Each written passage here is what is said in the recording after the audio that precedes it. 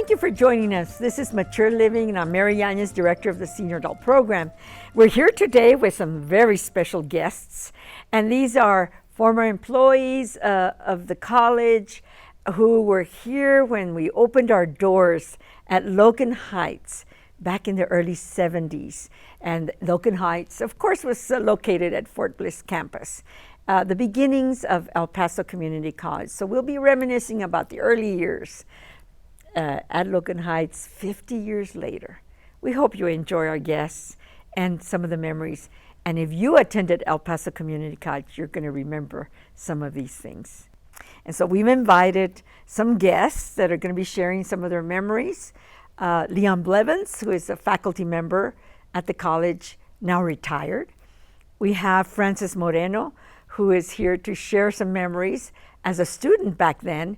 And of course, she retired from the college as an administrator here at the college and also a counselor. And then we also have Dave Davis, who is a part-time instructor for the Senior Adult Program, and at the time was in the student youth leadership at the time at Logan Heights when the college opened its doors. And so we hope you enjoy this program and this conversation. But let's start with Leon. Leon, tell me a little bit about what you want to share with this community about your experiences back at Logan Heights. Well, I came here to teach in 1972, and I'd previously taught at 3 universities and 2 high schools. And if I remember, I was about 35 years old. And I was a little shocked, like many others, at having a first classes on the rock pile at Logan Heights, walking across the rocks between buildings and all of that. At the barracks. It's actually at Fort Bliss. Actually, old barracks buildings. And we were teaching in those. So it was an enjoyable experience for me and a challenge. Yes. In fact, one of my colleagues said, "Aren't you glad we came to this school as it's a brand new school and starting?" I said, "Yes, I am, because we will have something to say about the very foundation of this institution." Yes. With regard to curriculum and tenure policies and procedures and all of those things, of which we did. We helped start the college from the beginning. And now 5 campuses, you know, and the community accepting the college and the way we have served as faculty members, as staff, as students, as professionals now, and continuing to serve this community. Right. It's so great to be a part of it. So what was the atmosphere like for faculty back in those days? And I'm going to go through these questions for all of us. But a great deal of camaraderie, because we were a small faculty and teaching one housing location, but we also taught in other places. Some of us taught at night at Bowie High School, at Bel Air High School, and some started out teaching some classes at Thomason Hospital, which later became University Medical Center, because we did not have a bond issue passed to build buildings and pay for maintenance of them. So the Army gave us a 5-year contract to use those old Army barracks, and then we needed an extension for a couple of more years before we got our own building. And we all got together. Francis, you remember working for the bond issue? Remember we were all knocking on doors and with our tennis shoes and trying to get voters to vote for the bond issue so that we could build Viva the campus. That's right. We organized and got the bond issue passed, and it was challenged and went to the U.S. Supreme Court. And it was decided that we did win the bond issue, even though a lot of non-voters were being discriminated against by the state of Texas, and the law with regard to that was overturned. Yes. So we had something to say about a change in Texas law with regard to community college bond issues. And I don't know if you mentioned what you've taught over the years. Yeah, I taught government and politics. Okay, great. I know we're going to show some pictures. Yeah, I was at the first graduation in 1974. Wow, that's amazing. Lucy Scarborough played the organ. The graduation was at El Paso High School, and Lucy played the processional and recessional. If I remember, it was on an organ. I'll be darned. And that was a long time ago. That's great. So you've been through them all. No, a lot of misery and a lot of joys. That's right. Not a celebration. A lot of hurrahs from the audience. Okay, and also, what is your best memory of the beginning years of community college? Well, my best memories of the early years was getting to know students, especially military students coming back from the service. When I walked into the first classes, some of them were nothing but men, no women in a few of the classes. And I was told eventually we had about 70% male to 30% female ratio in the early years, first few years. I think it's flipped now, hasn't it? Oh, yes, it has. And some of those that I had in class had such interesting experiences. The Vietnam veterans, of which one of my students is sitting right here, Dave Davis. Dave. We're coming back, had bad experiences. It was an unpopular war, and so we were in class with some of them. I had some three-timers that fought in World War II, Korea, and Vietnam. And that was interesting experience for me to work with these veterans. And they came with their GI Bill, so that there was some assistance there from the, to get college credits. That's what opened the door for many of them into their professions. And lastly, I'd like to just, how did the college impact your career? So how many years have you been with the college, and how did it impact you? Why did you ever go back to where you came, or never wanted to change for so many years, your job? Well, I taught for 53 years total, and 44 here at El Paso Community College. I love El Paso and the diversity of the city of El Paso. We have the military culture, we have the Hispanic culture, of course, and we have a military culture. We have the Old West culture. I love all of that. And of course, I came also out of a drama background. I had several majors: history, political science, English, drama, and so I put them all together, and I dressed up in costumes over the years. Can you share some of those titles of the costumes, well, of the characters you'll see some of them in the slides. Uncle Sam. Uncle Sam I'm most famous for. Chico, the mariachi dancer. Don Juan de Oñate, which I was actually demonstrated against at several events as Don Juan de Oñate. So those were a few of them that I did over the years to try to not only engage the students in discussion, but to get them to think about life and experiences. Clothing, there's a new CNN series right now about fashion or something, and I taught them about the power of clothing. Now, one other thing I do want to put in here is there was a time in the early history that I was here, I was asked if I would teach at the Sergeant's Major Academy. And so I did that, and we were the first school of record for some of them to get some college transcripts while they were active military duty, because they were moving all over the world. The University of Maryland became famous for granting some programs for them, and so the community college signed a contract with Fort Bliss, with the U.S. Army, to teach basic classes: government, history, economics, and English. I remember were first ones that some of us were teaching at Sergeant's Major. We no longer teach those basic classes for them, but we do still teach them on Fort Bliss. So sometimes I would be in a classroom not only at Logan Heights, but over on Fort Bliss near the central part of the fort. And then another time I'd be teaching, and I'd be teaching a Sergeant's Major's Academy. It depended on where the paperwork was being done. And Francis may remember some of this. Yes, I want to also have a little conversation with Francis, but I do want to thank you for producing the Perspectives television show for the community college as well. Gosh, I'd forgotten about that. Yeah, for 11 years I produced a program called Perspectives El Paso, based pretty much on Mary's theme. And my program was not just about government and politics, it was about all areas of El Paso life. And so it's now in reruns. I ran it from 2007 until just this past year, 2018. Yes. So now we're in reruns. Very we good. will live, Mary, you and I will live forever in reruns. On tape. Okay. Francis, I can't wait to get to you as well, for you to share. When did you first discover, how did you discover the community college? Well, first of all, Mary, I was one of those persons in the 70s that didn't even know that the El Paso Community College existed. I graduated from high school in 1973. I didn't plan to go to college, okay? My junior year in high school, I was a car hop, and then I got promoted to a waitress my senior year. So I was gonna be a waitress my whole life. I loved it. Oh my goodness.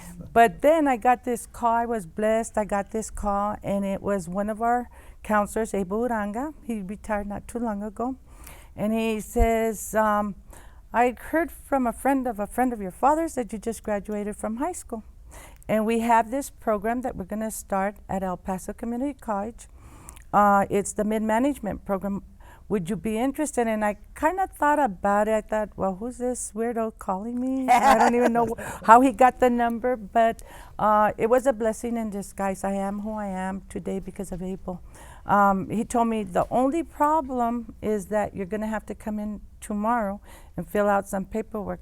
I lived in the Lower Valley. He gave me the directions, and I talked my mother into going with me.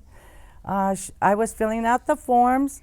She was reading the fine print. That was a Thursday. I had just graduated from high school. Well, when we finished all the process, the program was going to pay tuition and books for the 2 years. Oh. So whoever started the program started together. So when we finished the paperwork, we went back to Abel. He gave me my books, and he says, you start on Monday. Oh my Didn't goodness. have no new student orientation, nothing like what we have now. So we went home the following Monday. I went to class, and like Leon stated, I walked in the class, and it was nothing but men. Wow. Nothing but men. And come to find out that those men were the Vietnam vets that were being sent from Vietnam. Wow. And so the atmosphere was a It was a family atmosphere. We knew the instructors. It was when they changed the drinking age to 18. We'd go and have our test at, where was that, the Little Dipper? Oh! Who remembers the Little Dipper, the Little bowling Dipper, alley? the I bowling alley. bartended at the Little Dipper. You bartended my. at the Little. Yes. Oh my goodness. We And were able to had- go and have a beer and take our test, but it was off campus. for Wasn't the there some record. bomb scares or something? We all went to Oh. the Little Dipper to wait for the. Every Friday. Every Friday there was a bomb scare. Military would come in and we'd have to evacuate. We'd go to the Little Dipper. Well, there was a big controversy over the fact that Alfredo de los Santos, Hispanic, was forced out by the board to go somewhere else, and an Anglo president was brought in, and so we were on Fort Bliss property, military property. And when we started getting bomb threats, then the MPs would show up and clear the buildings and things like that. And we were getting home telephone threats. Very interesting. And if it wasn't for Dr. De Los Santos, there would have not have been a community college. That's right. Definitely give him much credit for the courage Absolutely. and being our first president, which we hadn't mentioned yet. Also, Francis, over the years you have become very involved with committees in the community college because you've worked at the college, recently retired. But how were you involved back in the old days? Back in the early days? 70s, I was involved with DECA, with the DECA. DECA Club, because it was part of the management program.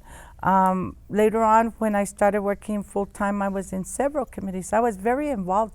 And because of what I got out of my education through the community college, I got very involved with the community. Yes. Yes, And so volunteering has been a Volunteering. very important aspect of your life. yes. It's great. What year did you graduate?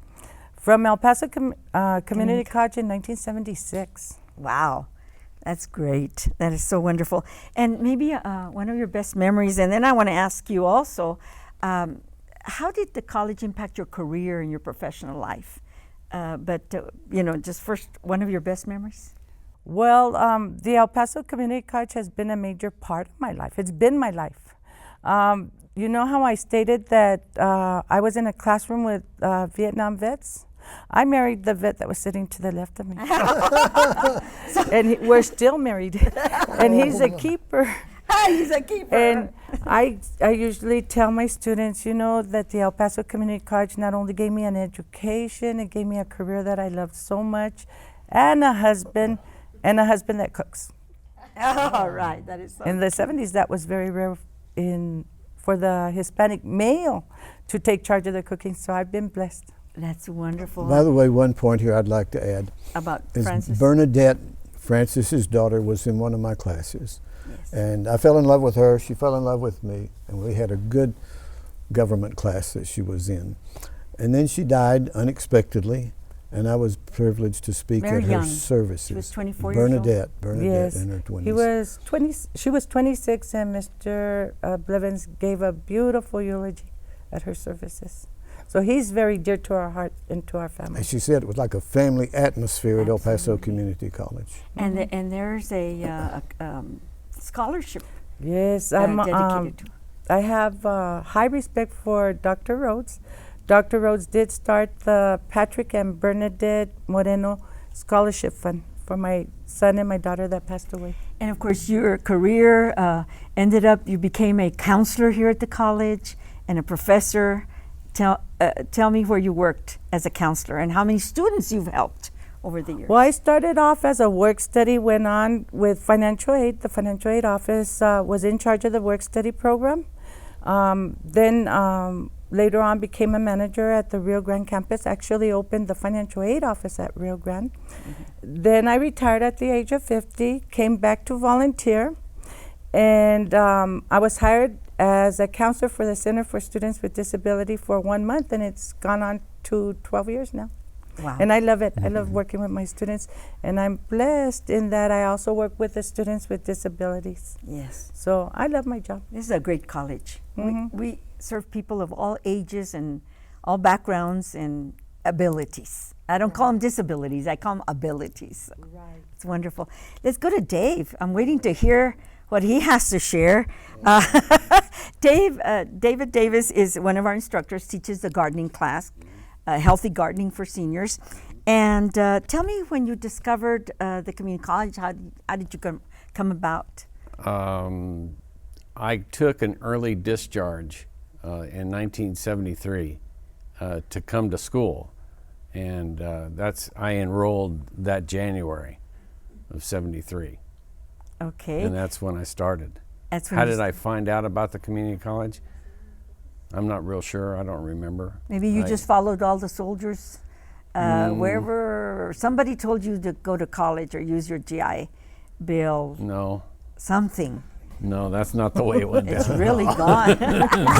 It's really No. gone, Dave. No, I was told that I would never ever be able to go to college because I wasn't college material. And thanks for people like Mr. Blevins and Dr. De Los Santos, I was given the opportunity to, and once you get a taste of education, it unleashes all kinds of worlds for you. You get into things like creative writing or dancing or whatever blows your hair back. How about gardening? You had to bring that one up.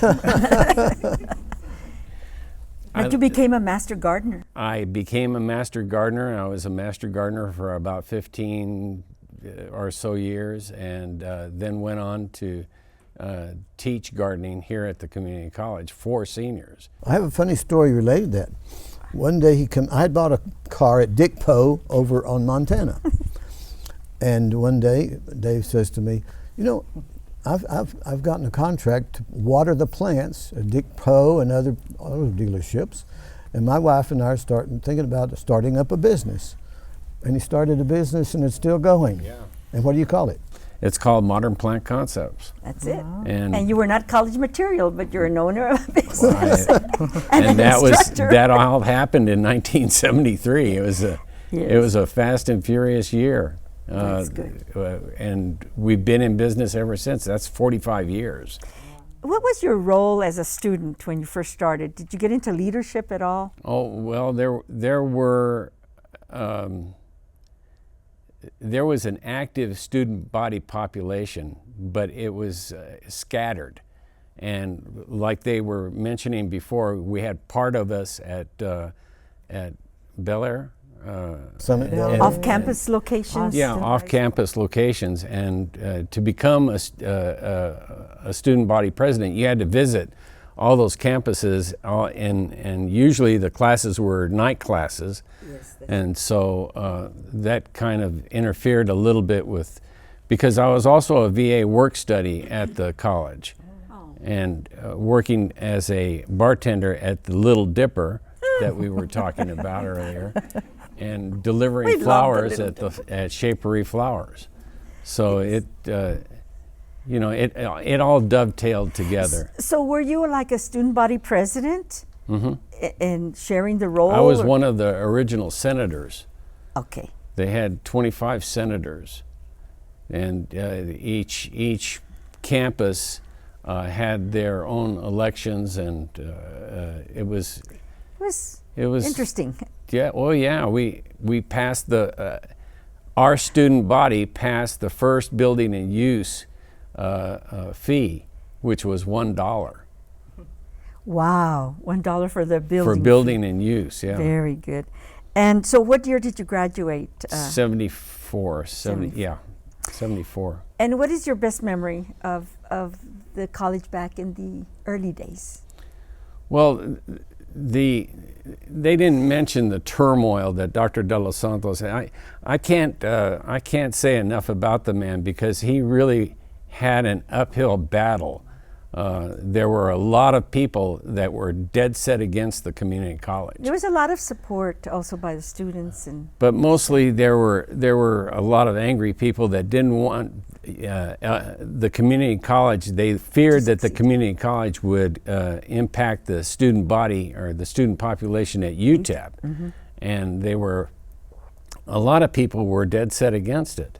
But Dr. De Los Santos soldiered on, and like I said before, I can't give him enough credit for what he did. Thank you for that. He suffered a lot. He had his own bomb experiences, and people were shooting at him, and so. But he maintained, and he, like I said, he soldiered through it. I know you're also taking classes now with our senior adult program, creative writing. But you brought some memorabilia here. Yes, this is the first.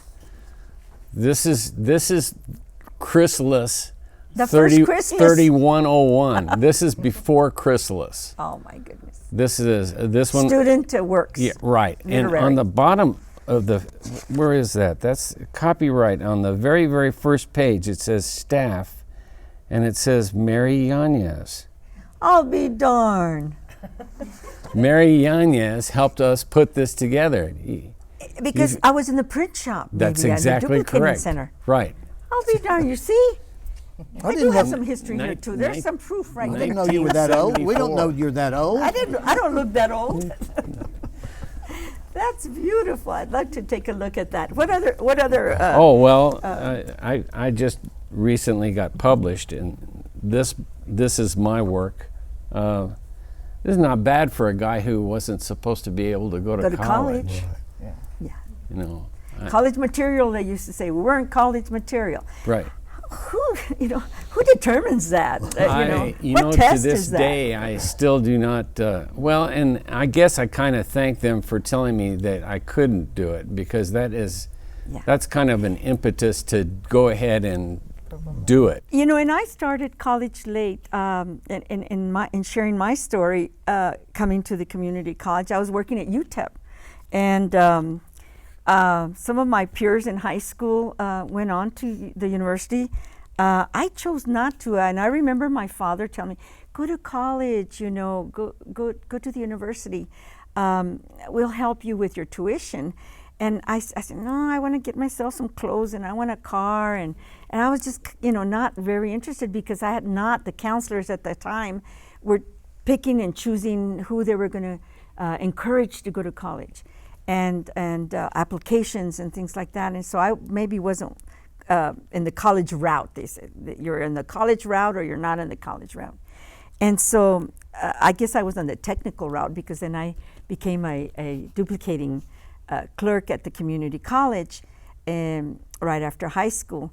And because I went to El Paso Tech, I was involved with the part-time where you go to work and you go to school as a senior. So my first job was at Margie's corset shop. And my job was to count the brassieres in the boxes, and keep track of the inventory and the sizes and the ordering. And that was my first job. And then I went to work at El Paso Plastering, and I was doing payroll at 19 years old. I was doing the workers' payroll. And I said, wow, that was kind of neat now that I think about it. But I was just doing what they taught me to do, and worked there for about a year. And then I went on to work at the university at the Duplicating Center. And so when someone told me about the college opening and that they were wanting to start a duplicating center, and they thought maybe because I was already doing that work at UTEP that I would be good for it. Well, I applied. And there was a little old lady, gray-haired lady, sitting next to me. We were both sitting waiting to be interviewed for the same job in the same little lobby in 2 chairs. And I looked at her and I thought, oh, and I was young. I was like 29 years old. And I said, she probably has more experience than I do. And I thought she's probably going to get the job. These were my thoughts. Come to find out that I had gotten the job. So when I got home to tell the kids that I had gotten the job, I was working at UTEP. I was earning $3,000 a year at the time, in the early 70s. $3,000 a year, single parent with a couple kids, and so when I got home and told them that I had been offered $6,000 a year, that was a big raise. So we started jumping up and down. We're rich, $6,000 a year. And so I've been here at the college since October 1973, ever since. And you're right, Francis. We have become what the college has helped us to develop and become. And so I became the duplicating supervisor. We were in the student union building. Our counter was where the trays, I imagine the soldiers would leave their trays in the cafeteria. And the cooks were back there, and we were on the side, the first duplicating center. Faculty members would come and we would print their exams and their handouts. And some of these people that worked with me, like Israel Banuelas, still working at the college. And we were Marianne Reeves, remember? And Israel Banuelas was one of my students. He loved working with you. And then you moved over to Frederick Street to the print shop. Yes, to be the print shop. And as the college grew. As it grew, you moved to the print shop. We were an implant print shop. So, and interestingly, my father was a printer. I don't know how that connection, but, for some reason I followed in my father's footsteps. But then in 1989, they said, you've been working with the community so much, organizing events, the Youth Leadership Conference at UTEP for LULAC, and we had 1,000 kids over there. And so we need a coordinator of activities for the seniors.